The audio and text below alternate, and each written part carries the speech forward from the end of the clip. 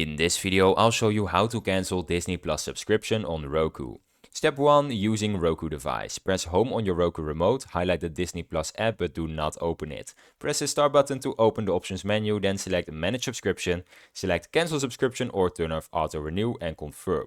You can also cancel using the Roku website.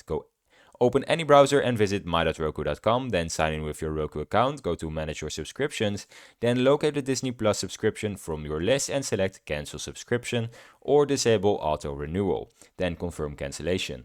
Step 3. After your cancellation, your Disney Plus subscription remains active until the end of your current billing cycle. Look for a confirmation email to verify cancellation.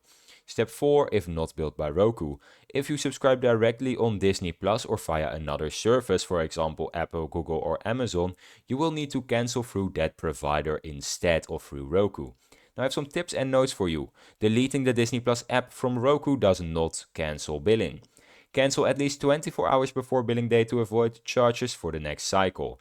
And contact Roku or Disney Plus support for help with subscription issues. And that is how you cancel your Disney Plus subscription on Roku. If you found this video helpful, subscribe.